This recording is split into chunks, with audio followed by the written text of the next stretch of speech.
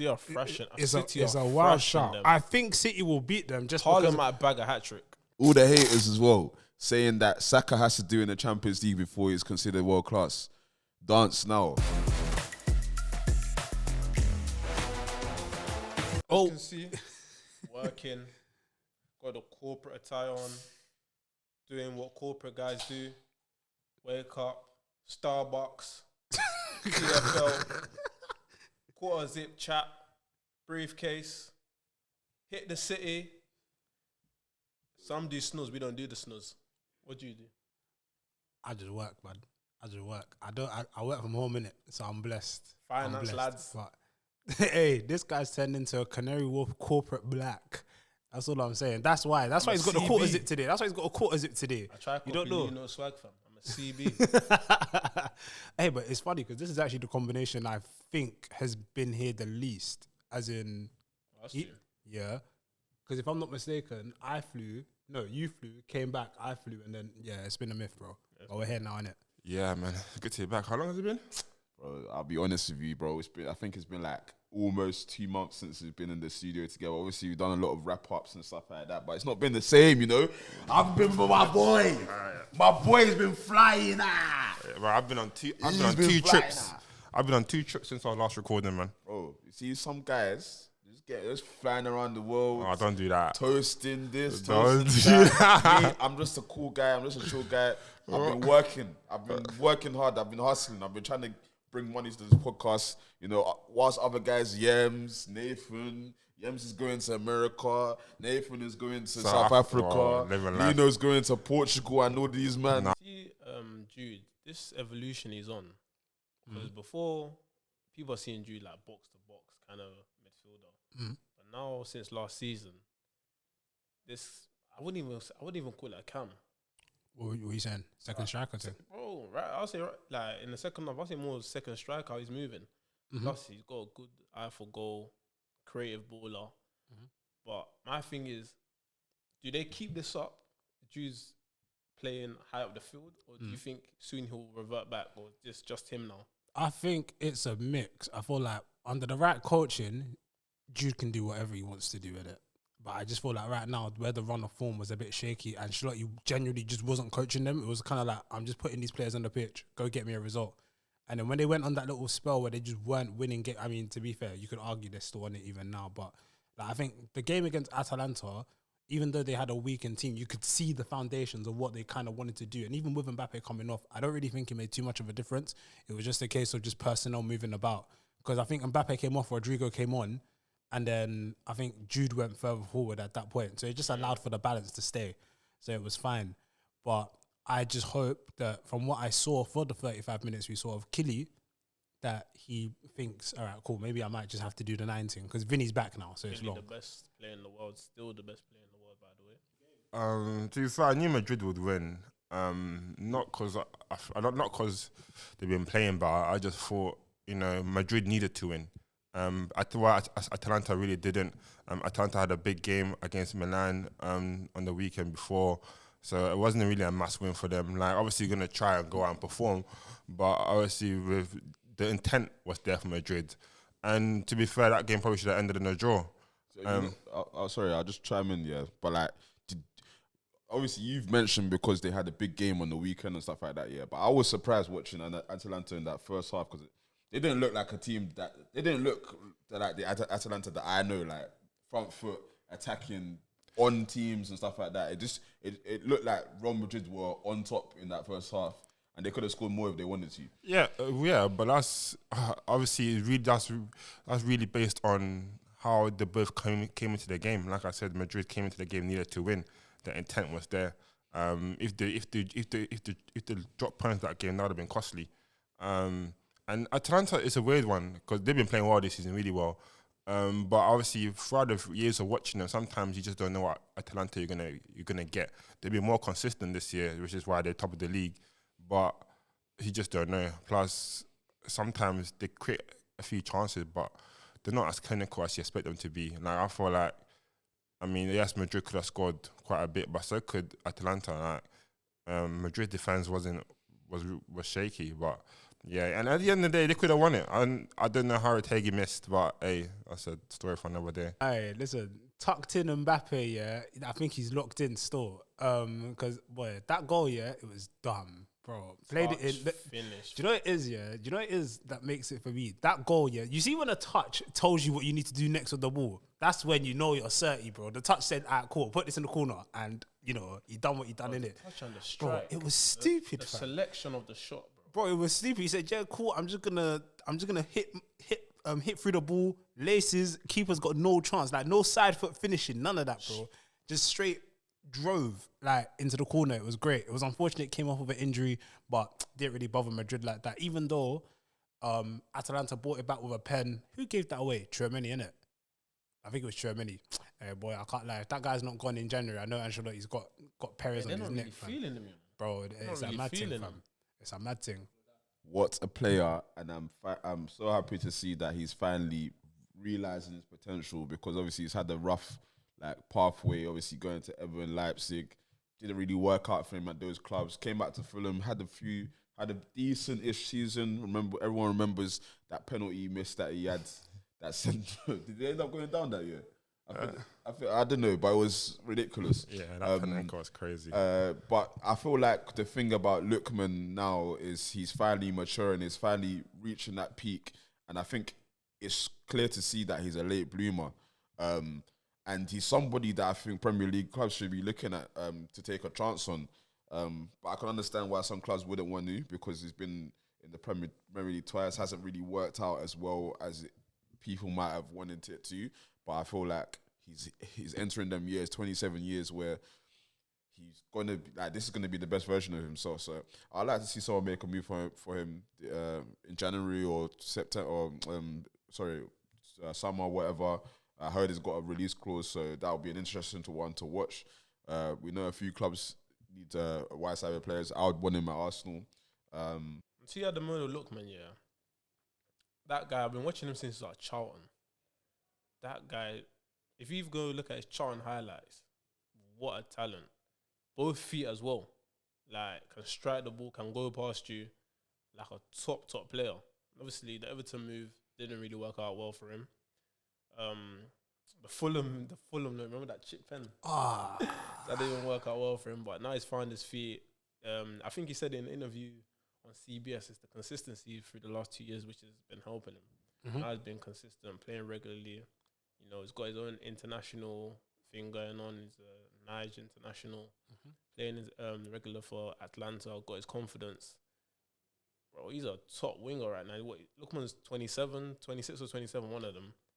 If I'm Arsenal, I'm looking at that boy, you know? Can't lie, I think he feels the position that, I don't even want to get into Arsenal right now. Obviously, we've got more time later on, but I feel like for Lookman to be doing what he's been doing and for Arsenal to have not really given it a look, at this point, I'm just like, even if he maybe doesn't want to come back to the Prem, because he's been where?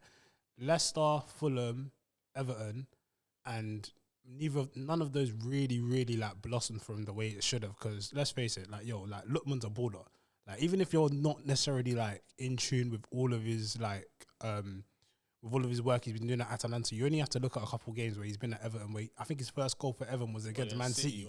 Like, bro, like if that doesn't tell you that that's a guy that just needed a place to call his home for him to just ball out, then I don't know what you've got going on in your head, innit? But yeah, nah, man. Why not? Like, why not take the punt? You have to at this point, especially if you're a team like Arsenal that probably need a winger. So it's a conversation. But yeah, what do you think, Lino? Yeah, to be fair, you know what this tells you? Like, obviously he's not English, but obviously he started his career in here and been playing it for a lot of time. But what it tells you is that you don't need to be in the Premier League to flourish. You can go other countries, play in other leagues, and still be the best version of yourself. And that's where he is. He's been through it through all the clubs. I think he started off at Charlton, and he's just he's just been there. And to be fair, it's good to see like how much he's progressed. Like, obviously going from club to club, improving his game. Like, obviously his end product has still improved, but it's improved massively from what it used to be. And it's just good to see. It's good to see someone that everyone doubted just perform in it. I feel like this season he's been performing. He's been Atlanta's main threat, goals and assists, creating moments, and yeah, it's been good to see, to be honest. you can't count City out. Me sitting pretty at the top of the league, I'm just looking at City.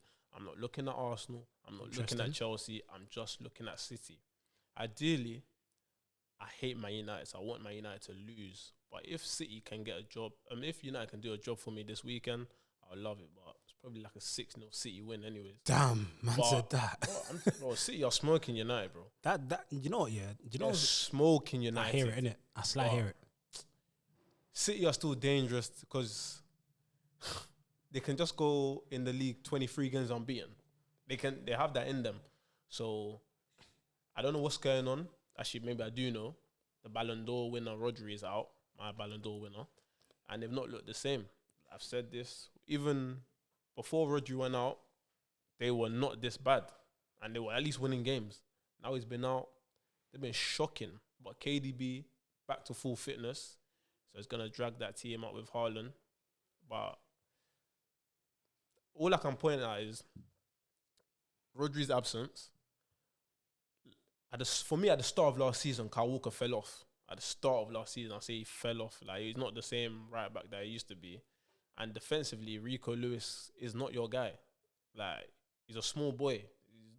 Defensively, he can't do a job for you. City right now, they are in trouble, guys.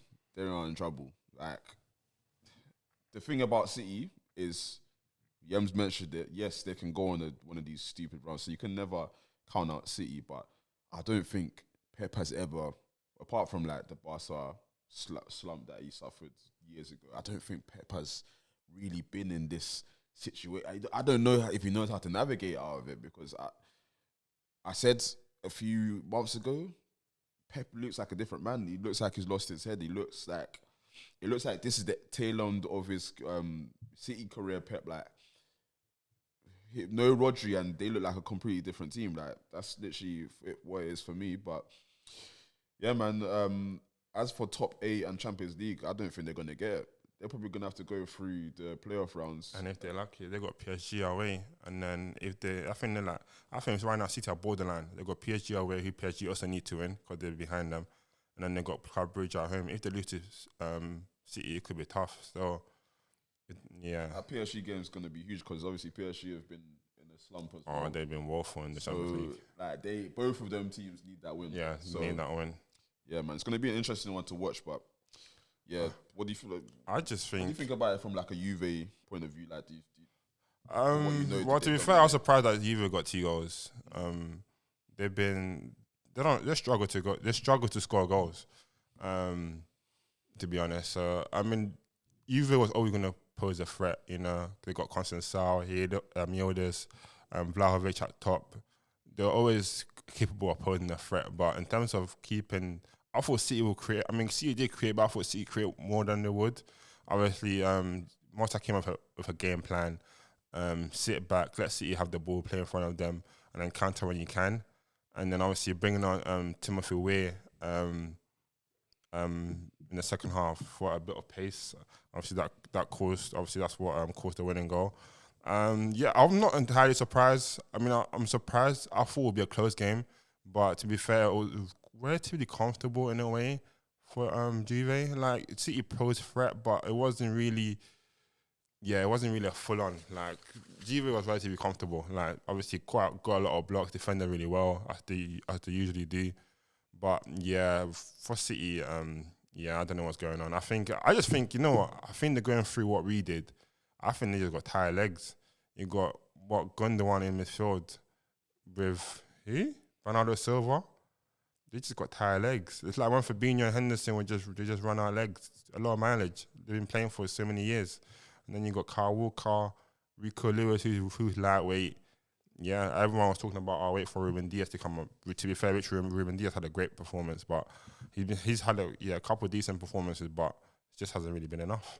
Mr. Controversial himself, who is not here, said that Pep will find a solution for all of this when Rodri first went out. It was me, him, and my boy D-Faj that was sat here saying that, like, it could get techie for them without Rodri, because obviously, yes, he is the linchpin of that team.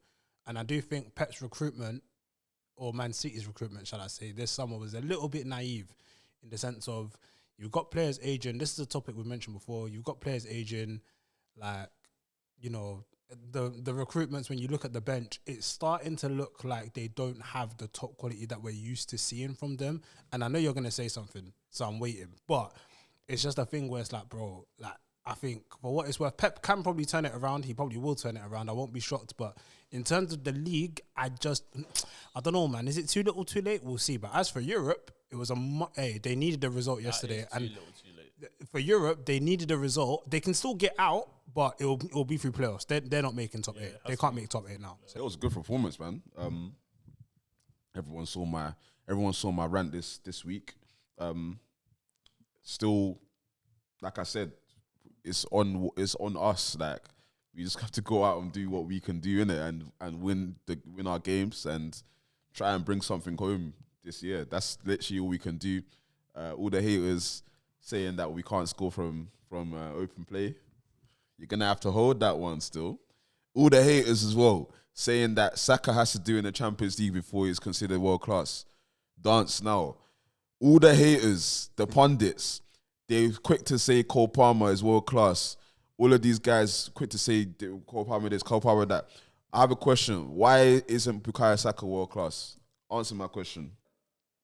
To be fair, yeah, I respect the run, innit? Because at the end of the day, we all support the same club. We all want the same thing for when we support our teams, which is to win. Obviously, we want to win every game. It's impossible to do that at points. But I think the run itself was kind of like, bro, I fully understand it, because for you being such an advocate for Arteta, and I was the opposite, to see that the coin has flipped in one way, shape or form this season, it's quite funny. But I think the game against Monaco kind of told me one or two things. One, I think we'll actually be okay. And two, some of the finishing that I saw yesterday, yeah, yo, I promise you, I could get a bunch of academy level kids that can finish better than what I saw yesterday. From both that Brazilian up top and even our captain. I don't know how that game wasn't 6-0. I don't know. But I think it's like, going back to the run itself, it was actually quite funny. I actually laughed when I listened back to it, because I was just like, you know what, I hear him still. It actually makes sense.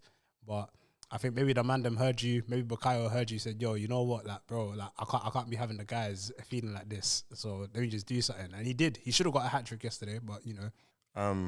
Firstly, with Monaco, so let's take it down a bit. Bro, I'm not gassed about the win. No. But you know what it is, yeah? I don't see the open play issue. It just stems for the fact that your players' inability to put the ball in the back of the net. I think like Arsenal create a lot of chances, like from open play. They create so many chances. So I just think your players, Jesus, Havertz. You watch the game yesterday? I was flicking through, so I saw Jesus couple minutes. You see the big chance, the big chances. I saw. That's what I'm saying.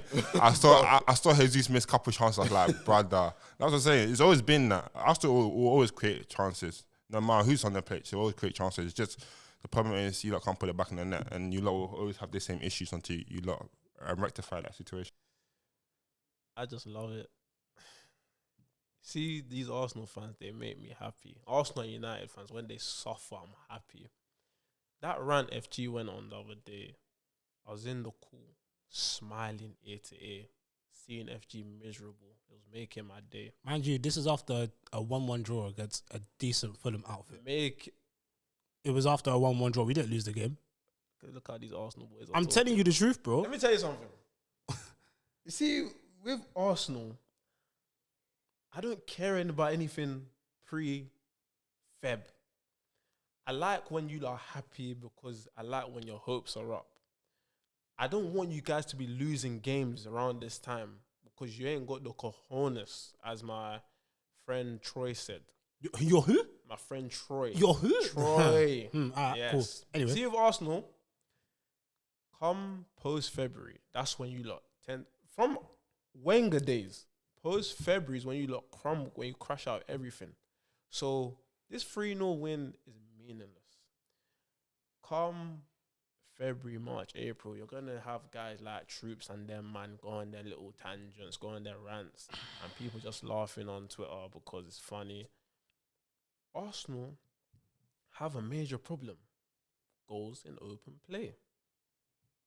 You might get a game here where we look amazing, but that's it. Plus, your defense not as strong as last season.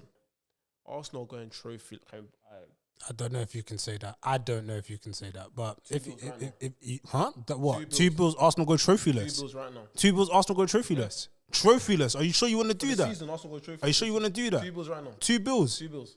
Are you sure? No. I'm asking you if you're sure. Like, are you sure, bro? Can you look at that camera and tell me that and tell us that Arsenal going trophyless? Bro, don't let me point FG's life, bro. Bro, That's how confident I am. That's crazy. Don't swear on the CEO's life, bro. I'll point your, bro, FG, that's how confident I'll point your life, bro. Bro. G on FG's, bro. Yeah, big game. Win the game. Simple as that. 3 points. 3 points. Our last match we didn't win, so you have to win this game. Fulham are top side. I'm confident that we win the game. Fulham are a good team. I don't think we move to them or thrash them in any way. I think we'll be close. I'm interested to see how, Iwobi and Smith Rowe, especially Iwobi, because he's been in some good form in particular. But I do feel we're Liverpool. We're top of the league. We'll have too much for them. Slot will put in a good game plan. I think Jota's back, so hopefully Jota can play, because Darwin, I love Darwin, But it's one of them ones there where it's like, I think I said this on the wrap up as well. It's like, because Yems asked me if it's either Prem or Champs, and I said Prem. I still stand by that. In terms of like, when you asked me why, I meant in terms of why I believe that Arsenal's still going to win the Prem, innit? And I mentioned that in games where I've seen you lot this season, you've had games where you just obviously admitted that you haven't necessarily played well, but you've got through those games. And so my question was, is there going to be a point where you as fans are going to say, all right, cool, like, if we actually want to get there, we actually might just have to start playing like better than what we have been? Or do you reckon this is calm when you consider the fact that it's Slot's first season and you are 8 points clear? yeah, I would say that the 8 points give us a cushion with a game in hand. It is his first season. Also, how do I say it? Like, there's not really much pressure or expectations. Maybe there is now. Probably, yeah. My only concern is if last season happens again, where tail end guys get fatigued. We've got a thin squad. Okay. That's my only concern. But my question to you is, if you come above us, do you think you win the league? We're gonna have to if we want to win the league, innit? Like, bro, like, if you finish above us, you need to finish above City, bro. I'm not, bro. Like, bro, do you know? I'm still looking at City. No, I hear you. Don't get me wrong. I hear you. But as it currently stands, in order to win the league, we have to finish above you. Like, that's all it is, bro. That's you what it could is. Finish bro. above us and City win the league, bro. Like, let's stop wishing on the star. Let's just look at it for what it is right now, innit? Yeah. I'm like, telling cool. you, City are first or second place. Yo, man, here's you in it. But until that happens, I'm just gonna have to go off what I'm going off in it. That's all it is, bro. Yeah, man. I think I always say this every year, that this is one of the biggest United, Manchester Derby's biggest man. Like, but I actually think this one's big because obviously Amorim just beat Pep off the back of like what, 1 win in 10. This City are gonna want to come with vengeance. They're at home, but at the same time, Amorim wants to make a statement. And in the derby, in this Manchester derby, form usually goes out the window. So, like, what do we expect from this game? I still think City will win this game, and I think they might win it comfortably. But I don't know. It's a weird one, though. It's a weird one. Well, I'm expecting goals. Yeah. If you're a betting man, put over 2 goals in this game. Straight, you're gonna get goals. Right. High line, runners, you're gonna get goals. Yeah, and that's the thing. That's what City have been suffering this season, and that's what United can exploit, their high line, and City can't really defend in transition because they're missing Rodri. So there's gonna be big gaps for the likes of Rashford and Garnacho and all of these players and Ahmad to exploit. So it's going to be an interesting one. It's going to be a fun one, and one I'll definitely be watching. But it's a big one for both. No, it's a bigger one for Pep than it is Amorim. Amorim could probably afford to lose it, but Pep doesn't want to lose that game. City are fresh. It's a wild shot. I think City will beat them just Haaland because might bag a hat trick. I think purely just because of player quality, City will find a way. Because City. But they have to find a way. That's the thing. So it's like, bro, like, City must. Like, if they let Man United leave that place with even a point, it's a mad thing. Like, all of a sudden, it's just like, bro, like, our City really cut out for the Prem. It's a minimum 4 goal difference in that game. Right. City are fresh in these boys. I do think City will have enough though. I mean, it depends. It depends on what happens from United after this game, innit? It depends on what happens to United after this game in terms of personnel and that. But I do actually think City will have too much, man. It's peak, bro. City, KDB at least 2 assists. Haaland's getting that, bro. City are fresh in them. Hey, FPL tip right there. Go on. Yeah, so all I want to say is fuck Yems, yeah. Fuck everybody that's actually, I love Yems' friends and family and stuff like that, but fuck Yems, yeah. What? Yeah. Yeah, and for the record, I hope you lot enjoyed the Benfica content I had up. You know, Nobody watched it, bro. hey, it's good. Hey, the atmosphere was live. The atmosphere was live. Good atmosphere. Yeah, we're just lively over there still, man. Good crowd, nice stadium. It was cold, but was it a good game? Not really, but you know they won in the end. But yeah. Well, next year vacation, yeah. I don't know what he's talking about. Cut this out. I don't know what Southwest. Yeah, boys, we're back.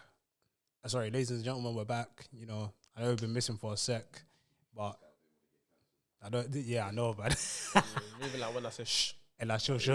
Nah, we're back. Yeah, nah, man. We're back on your screens, doing what we can, giving you content, and stay tuned, man. Obviously, have a Merry Christmas, have a Happy New Year, 2025. Got some special stuff out for you, man. Stay locked in.